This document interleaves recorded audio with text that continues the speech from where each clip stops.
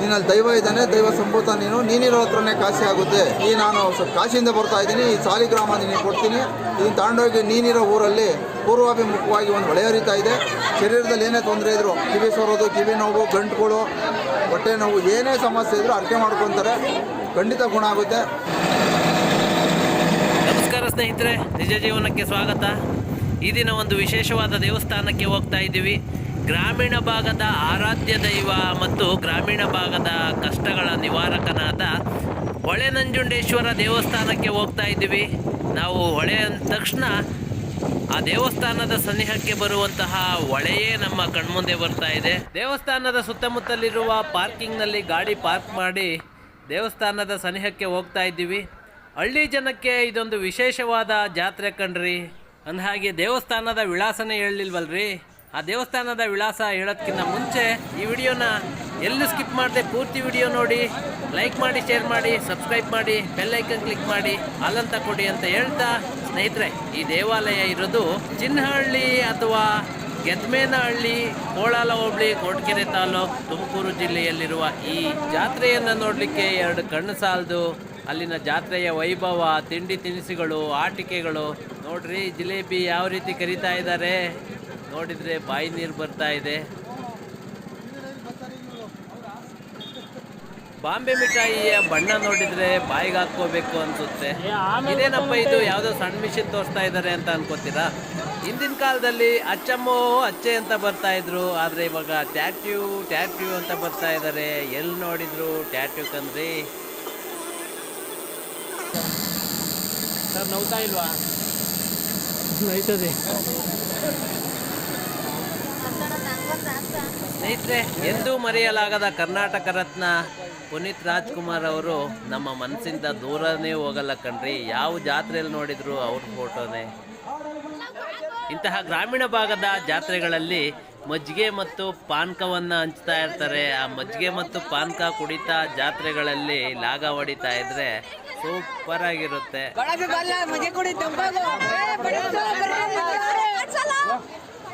ಕಡಲೆಪುರಿ, ಆಟಿಕೆಗಳು, ಗೊಂಬೆಗಳು, ಇಂತಹ ಅನೇಕ ವಸ್ತುಗಳು ಎಲ್ಲ ಕಡೆ ಇರ್ತವೆ. ಆದರೆ ಅವೆಲ್ಲ ಒಂದೇ ಕಡೆ ಸೇರಿದಾಗ ಜಾತ್ರೆ ಅಂತಾರೆ ಸುಂದರವಾಗಿರುತ್ತೆ.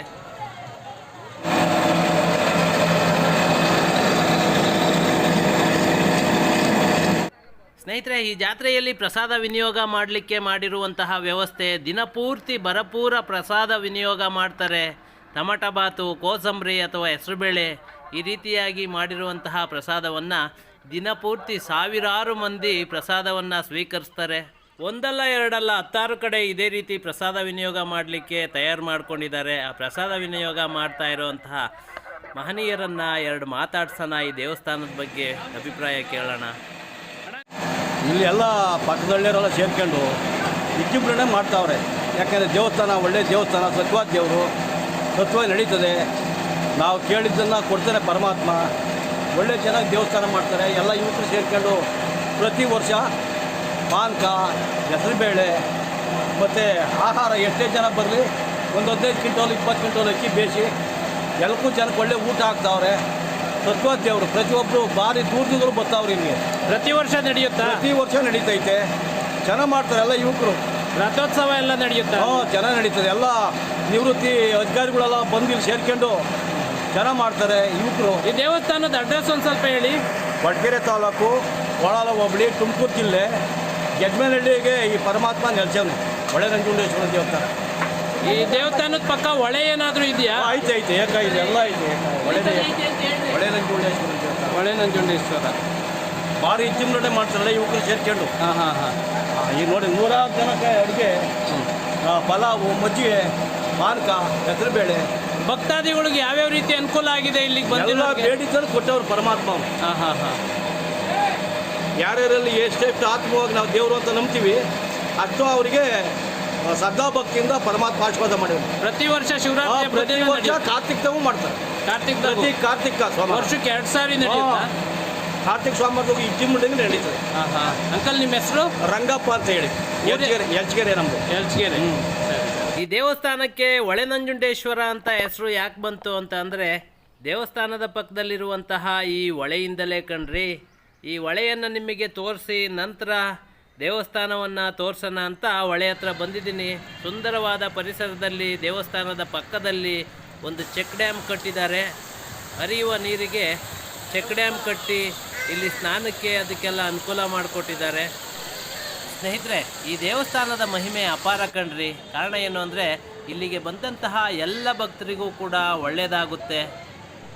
ಬಂದಂತಹ ಅನೇಕ ಭಕ್ತರು ಮಂಡೆ ಕೊಟ್ಟಾದ್ಮೇಲೆ ಈ ನೀರಿನಲ್ಲಿ ಸ್ನಾನ ಮಾಡಿ ನಂತರ ದೇವಸ್ಥಾನದ ದರ್ಶನಕ್ಕೆ ಹೋಗ್ತಾರೆ. ಗ್ರಾಮಾಂತರ ಪ್ರದೇಶಗಳಲ್ಲಿ ಸಣ್ಣ ಪುಟ್ಟ ಕಾಯಿಲೆಗಳಾಗಿರ್ಬೋದು, ಚರ್ಮವ್ಯಾಧಿಗಳಾಗಿರ್ಬೋದು, ಕಿವಿ ಸೋರೋದು, ಇಂತಹ ಅನೇಕ ಸಮಸ್ಯೆಗಳನ್ನು ಪರಿಹಾರ ಮಾಡ್ಕೊಳ್ಳಿಕ್ಕೋಸ್ಕರ ಈ ದೇವಸ್ಥಾನಕ್ಕೆ ಹಿಂದಿನ ಕಾಲದಿಂದಲೂ ಮೊರೆ ಹೋಗ್ತಾ ಇದ್ರು. ನಾವು ಸಣ್ಣವರಿದ್ದಾಗ ಕೂಡ ಈ ದೇವಸ್ಥಾನಕ್ಕೆ ಅನೇಕ ಭಕ್ತರು ಈ ರೀತಿಯ ಸಮಸ್ಯೆಗಳನ್ನು ಹೊತ್ತು ಇಲ್ಲಿಗೆ ಬರ್ತಾ ಇದ್ರು. ಅವೆಲ್ಲ ಪರಿಹಾರ ಮಾಡ್ಕೊಂಡು ಹೋಗ್ತಾ ಇದ್ರು. ನಮ್ಮ ಮನೆಯಲ್ಲೂ ಈ ರೀತಿಯ ಸಮಸ್ಯೆಗಳನ್ನು ಪರಿಹಾರ ಮಾಡಿಕೊಂಡ ಉದಾಹರಣೆ ಇದೆ.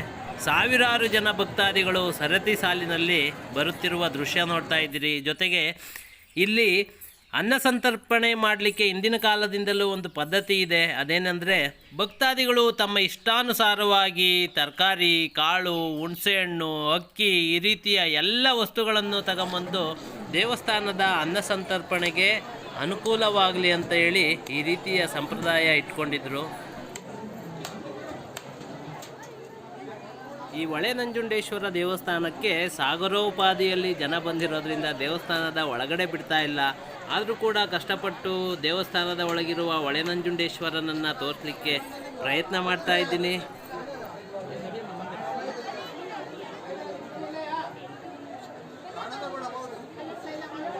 ಈ ಸ್ಥಳದ ಮಹಿಮೆಯ ನಂಜುಂಡೇಶ್ವರನ ಮಗನಾದ ಗಣೇಶನಿಗೆ ನಮಿಸುತ್ತಾ ಉತ್ಸವ ಮೂರ್ತಿಯನ್ನು ನೋಡುತ್ತಾ ಈ ಸ್ಥಳದ ಮಹಿಮೆಯನ್ನು ತಿಳಿದುಕೊಳ್ಳೋಣ.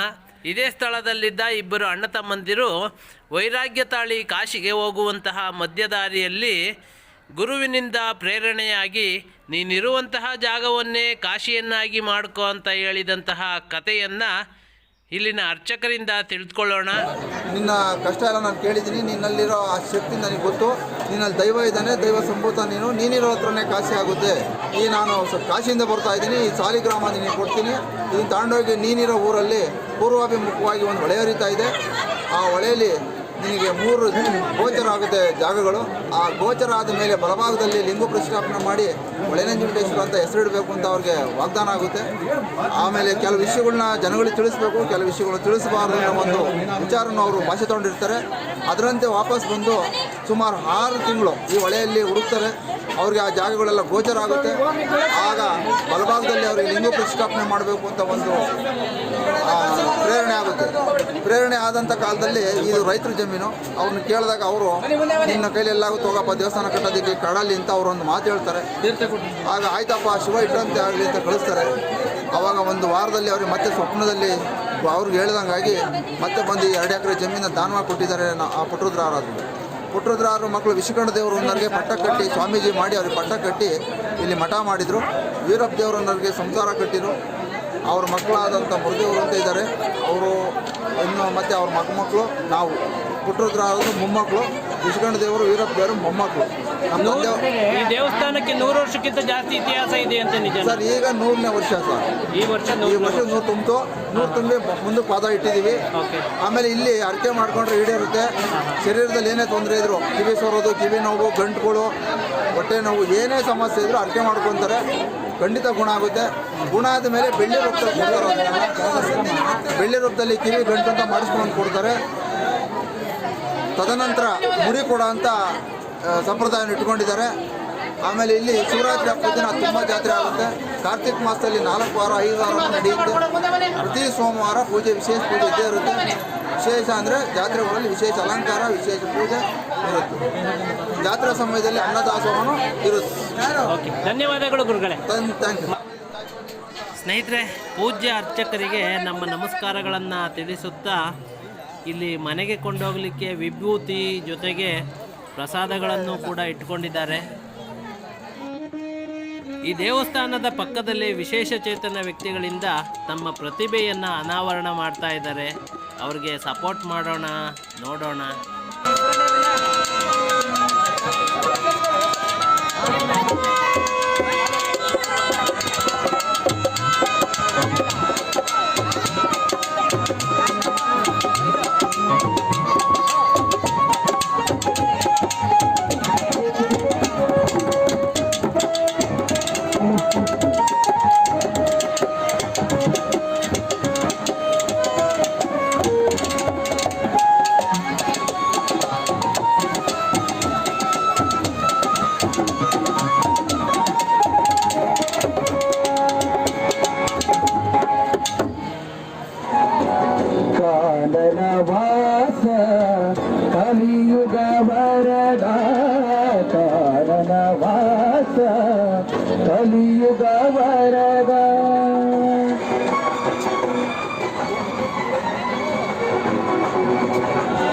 ಅದು ಆಕಸ್ಮಿಕವಾಗಿ ಬರ್ಬೋದು ಅಥವಾ ಬೈ ಬರ್ತಿಂದ ಬರ್ಬೋದು.